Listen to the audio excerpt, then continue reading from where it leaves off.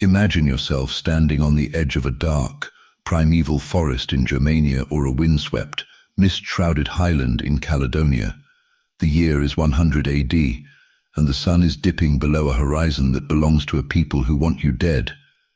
You are a Roman legionary, thousands of miles from the marble and sunlight of the Forum, surrounded by shadows and the terrifying silence of an enemy land. In the ancient world, the night was a predator, a time when massive armies were often butchered in their sleep. Yet, as the stars begin to peer through the clouds, you don't feel the cold grip of panic. Instead, you pick up a spade. This is the great mystery of the Roman war machine. How did 50,000 men survive the night inside hostile territory, day after day, for centuries? The answer isn't just found in the sharp edge of a sword, but in a system of clinical, mathematical precision that could turn a raw, open field into a fortified city in under 4 hours. To the tribes watching from the woods, it must have looked like sorcery. A stone-cold fortress appearing out of the mud as if summoned by the gods. But for the soldier, it was a grueling, disciplined choreography of survival that transformed individual vulnerability into a collective, ironclad fortress.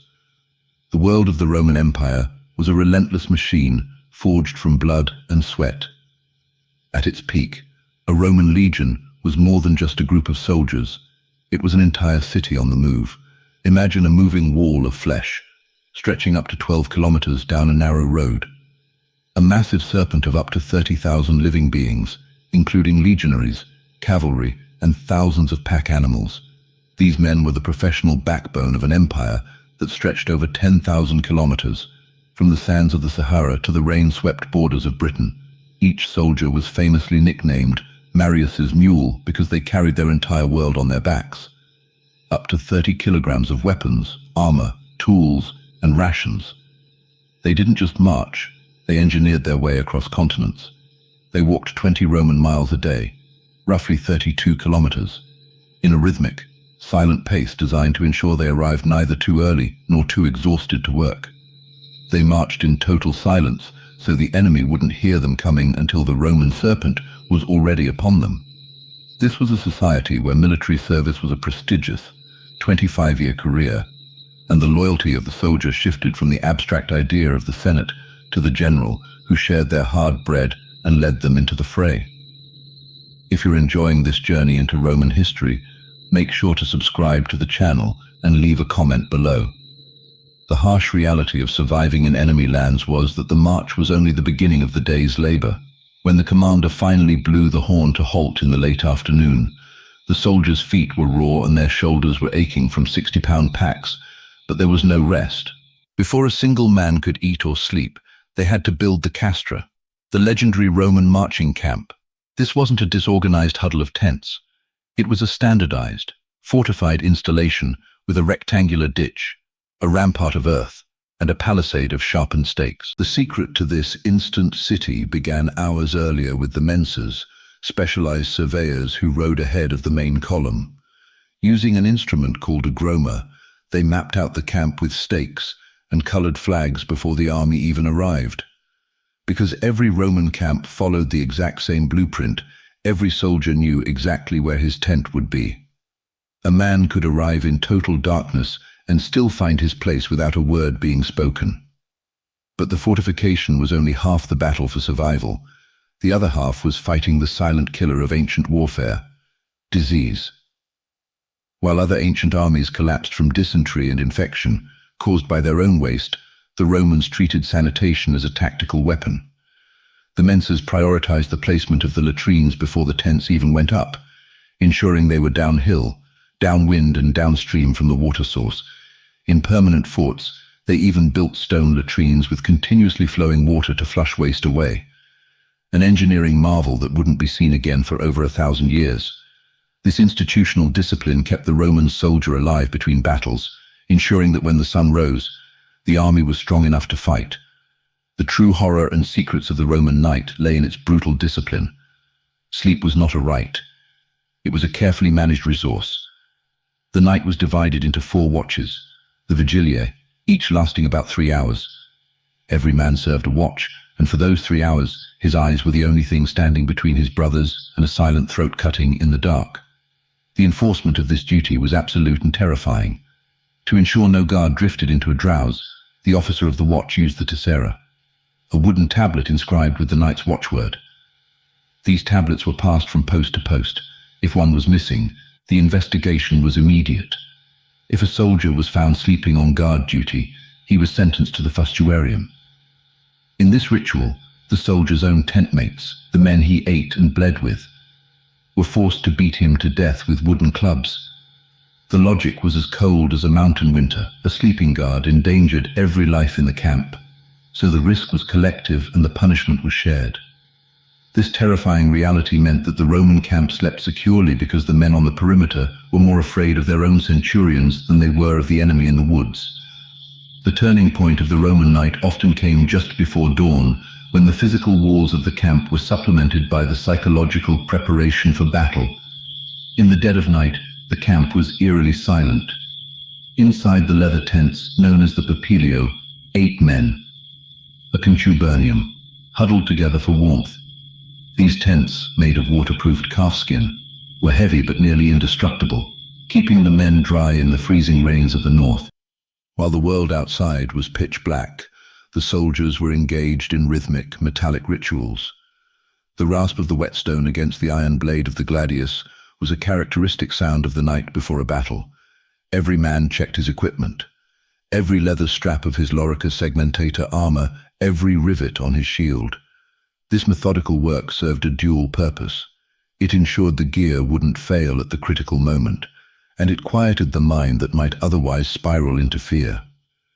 If you love stories about the Roman Empire, comment Rome below and subscribe for more ancient history.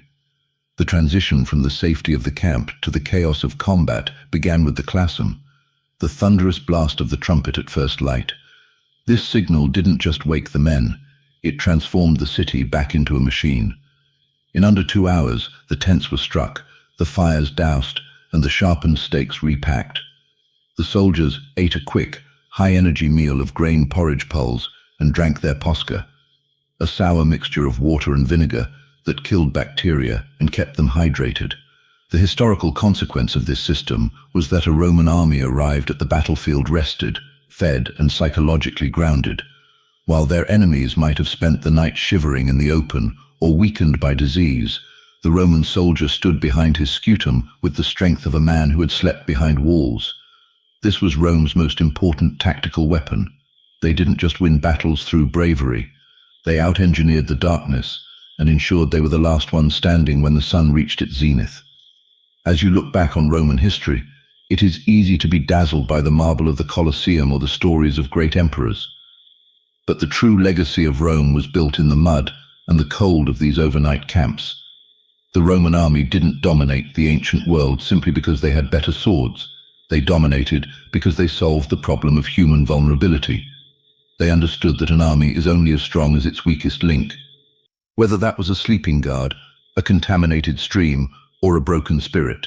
Today, archaeologists can still find the faint, rectangular outlines of these camps pressed into the soil across 3 continents. The negative space of ghost cities that stood for a single night 2,000 years ago. These traces are the most durable monuments to a civilization that understood that order is the ultimate fortress. They remind us that the power of Rome was not just in its ability to kill, but in its unshakable will to endure, one stake and one watch at a time. Rome proved that even in the darkest night, deep inside enemy lands, a man can sleep securely, if he has the discipline to build his own walls before the sun goes down. To understand how the Roman soldier survived the night, we must first understand the world he carried on his back. The Roman Empire was not merely a collection of lands. It was a relentless, living machine powered by human discipline, blood, and sweat. At its peak, a campaign force was a gargantuan beast, consisting of up to 14,000 highly trained legionaries and another 6,000 auxiliary troops. Archers from Syria, cavalry from Numidia, and fierce infantry from the forests of Germania. But these 20,000 warriors were only the tip of the spear. Marching with them were thousands of cooks, servants and slaves, along with nearly 5,000 mules, each carrying 130 kilograms of gear. Altogether, you are looking at a moving wall of flesh. a massive serpent of 30,000 living beings that could stretch up to 12 kilometers down a single narrow road. This machine moved with a precision that borders on the supernatural. The day didn't begin with the sun. It began in the deep, cold silence of 3 a.m. While the world slept, the Legion rose to the muffled gallop of elite scouts, the speculators, who disappeared into the darkness to ensure no ambushes lay ahead for the Roman serpent. Inside the camp, the atmosphere was thick with the smell of unwashed men, wood smoke, and the ever-present scent of oiled leather. Each soldier belonged to a contubernium, a tight-knit unit of 8 men who shared a single tent, shared their meals, and eventually shared the same fate. These men were the atomic unit of Rome's power. The Roman legionary was not just a warrior, he was an engineer of war, famously nicknamed Marius's Mule. This was because Rome had no wagons for personal gear. Each man carried his entire life, 30 kilos of weight, strapped to his own body.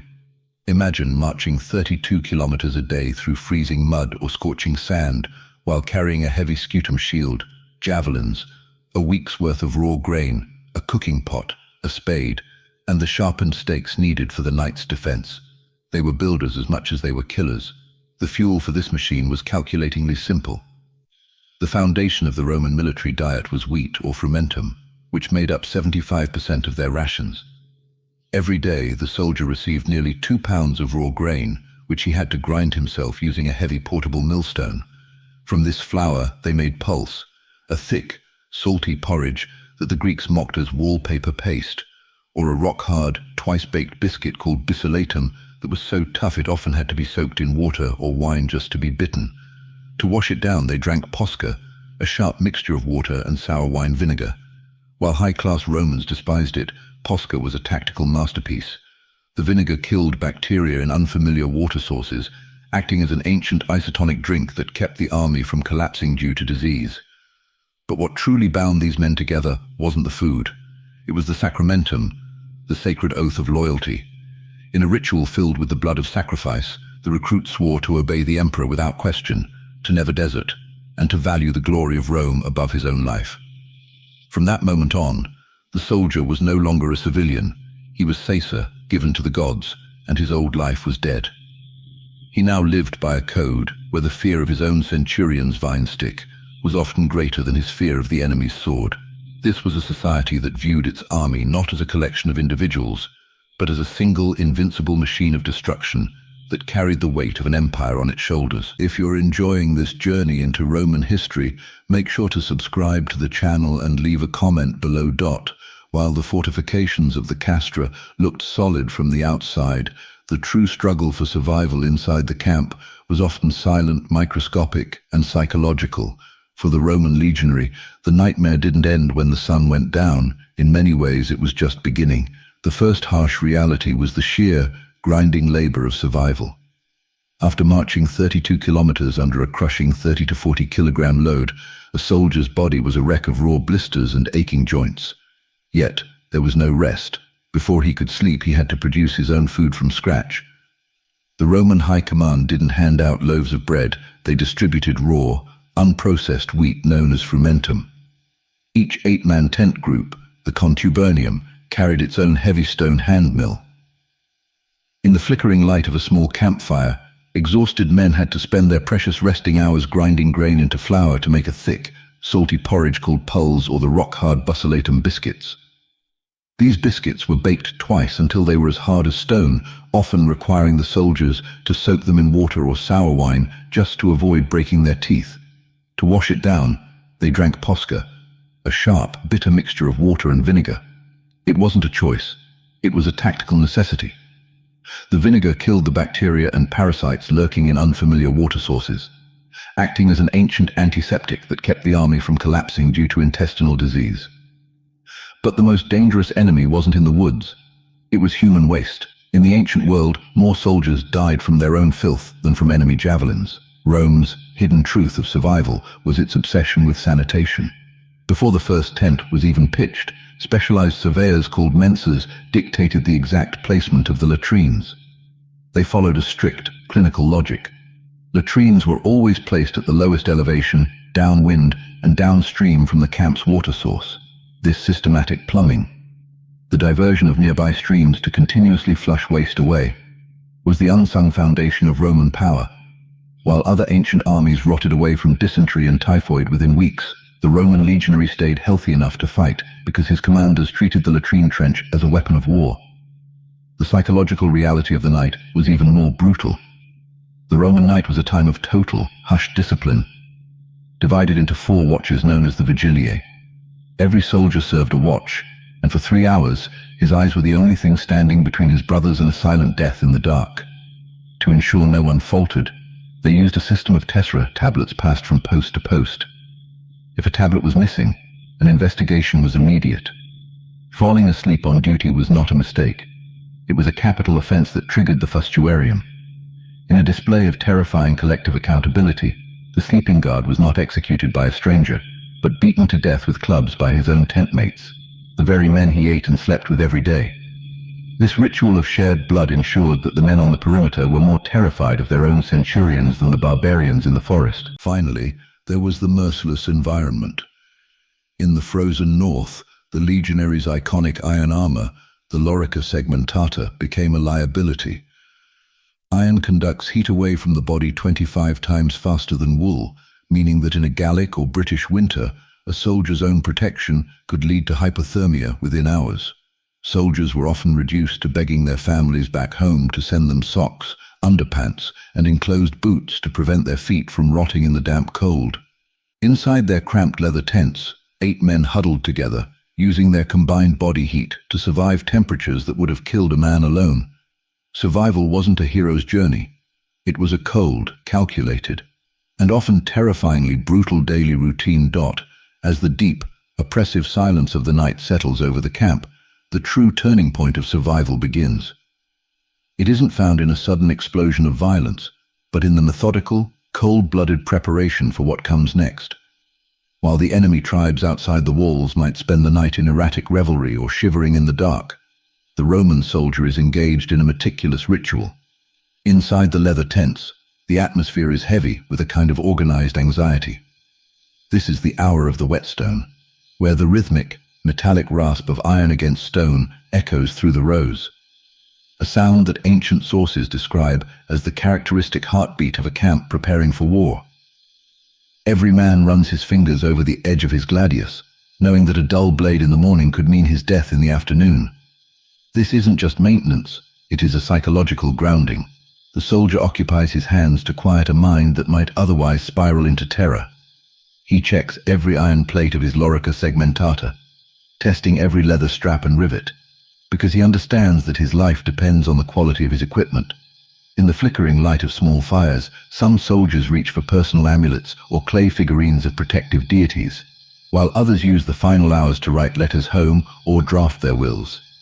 This private dimension of the night, where a soldier might send a final whisper of his existence back to Italy via the cursus publicus, is what prepared them to face the dawn with a clear heart. If you love stories about the Roman Empire, comment Rome below and subscribe for more ancient history. The transformation from a sleeping city back into a lethal machine is triggered by the classum, the thunderous blast of the trumpet at first light. This signal doesn't just wake the men, it initiates a superhuman choreography of efficiency. In under 2 hours, the instant city begins to vanish. Tents are struck and loaded onto pack mules, cooking fires are doused, and the sharpened pila muraglia are pulled from the rampart and repacked onto the soldiers' backs to be used again that very evening. The latrines are filled in, and the camp is systematically demolished, so it cannot be used as a base for an enemy ambush. The historical consequence of this discipline was that the Roman army arrived at the battlefield rested, fed, and psychologically grounded. While their opponents were often surprised in their sleep or weakened by the elements, the Romans used rest as a force multiplier. They didn't just win through bravery, they out-engineered the darkness, ensuring that when the sun reached its zenith, they were a fresh, disciplined machine of destruction that their enemies simply had no answer for. This ability to move faster than expected and always fight from a position of security was the secret that decided campaigns before the first arrow was even fired. As the first rays of the sun cut through the morning mist, the thunderous blast of the classum sounds. not to summon the men to battle, but to dismantle a city. In less than 2 hours, the fortified home that protected 50,000 souls is systematically erased from the landscape, leaving only a rectangular scar in the earth. The leather tents are folded, the fires are doused, and the sharpened stakes are repacked onto the backs of men who must now march another 20 miles. This was the ultimate secret of the Roman war machine. They didn't just survive the night, they conquered the darkness through the clinical, mathematical application of order. We often remember Rome through its grandest monuments, the marble of the Colosseum or the soaring arches of stone aqueducts. But the real strength of the empire was forged in the mud and the cold of these overnight camps, in the clinical obsession with sanitation and the rhythmic, metallic rasp of a whetstone against a gladius. The Romans understood a truth that many other ancient powers ignored. An army is only as strong as its weakest link, whether that link was a sleeping guard, a contaminated water source, or a broken spirit. By treating the latrine trench as a tactical weapon and discipline as an invisible shield, Rome managed to keep its men alive, healthy, and focused in environments that swallowed other armies whole. They transformed individual human vulnerability into a collective, indestructible machine. A single Roman soldier was a capable fighter, but 6,000 men who could build a fortified city in 3 hours after a grueling march were something their enemies had no answer for. This system extracted maximum rest from a force that needed to fight and march again the next day, and the day after that, for 25 years. It was a world where a soldier lived behind walls, fed by a supply system that delivered grain to the edge of the known world, and watched over by guards who feared their own centurions more than the warriors in the woods. Yet this was never a permanent victory, it was a maintained achievement. The story of the Roman camp is a reminder that order is the ultimate fortress, but it is one that requires constant, ruthless enforcement. When the institutional will to clean the latrines, walk the watches, and drill the recruits finally faded, the moving wall of flesh that had dominated 3 continents slowly dissolved into the shadows of history. Today, as you stand in the quiet fields of Europe or the windswept hills of the Scottish Highlands, you can still find those faint, rectangular outlines pressed into the soil. They are the ghostly footprints of a civilization that refused to leave its survival to chance. The legionary is long gone, and his iron armor has rusted to dust, but his legacy survives in every modern hospital ward, every organized city sewer, and every military supply line that keeps our world running. Rome proved that even in the darkest night, deep inside enemy lands, a man can sleep securely, if he has the discipline to build his own walls before the sun goes down. The story of the Roman camp is not just a tale of war, it is the blueprint of human endurance. Would you like me to create an infographic detailing the specific layout and defensive features of a Roman marching camp as described in the sources?